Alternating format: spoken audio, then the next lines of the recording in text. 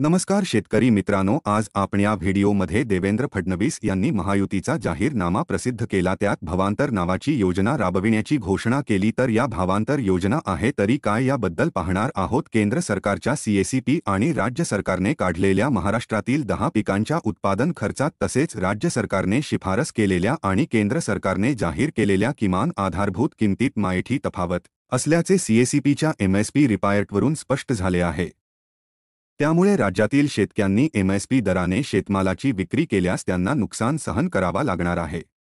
हे नुकसान भरून काढण्यासाठी राज्यात भावांतर योजना लागू करणे आणि दरातील तफावतीची रक्कम शेतकऱ्यांच्या बँक खात्यात जमा करणे आवश्यक आहे। तर काय आहे भावांतर योजना? देशात भावांतर योजना केंद्रीय कृषीमंत्री शिवराजसिंह चौहान यांनी मुख्यमंत्री असताना सन 2017 मध्ये मध्य प्रदेशात सर्वप्रथम लागू केली आहे।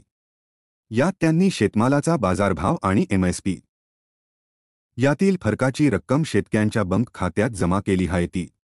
ज्या शेतमालाचे दर एमएसपीपेक्षा कमी आहेत आणि सरकारने त्या शेतमालाची एमएसपी दराने खरेदी केली नव्हती, अशावेळी त्यांनी ही योजना राबविली आहे। याच धर्तीवर राज्य सरकारने त्यांच्याच आकडेवारीच्या अनुषंगाने ही योजना राज्यात राबवायला हवी। राज्य सरकारने सोयाबीनचा उत्पादन खर्च प्रति क्विंटल 6,039 रुपये काढला असून केंद्राकडे 6,945 रुपये एमएसपीची शिफारस केली। सीएसीपीने महाराष्ट्रातील सोयाबीनचा उत्पादन खर्च प्रति क्विंटल 4,428 रुपये काढला आणि 4,892 रुपये एमएसपी जाहीर केली। त्यामुळे सोयाबीन उत्पादकांना प्रति क्विंटल किमान 2,053 रुपयांचे नुकसान सहन करावे लागणार आहे। ही स्थिती राज्यातील ज्वारी, बाजरी, मका, तूर, मूग, उडीद व भुईमूग या पिकांचीही आहे।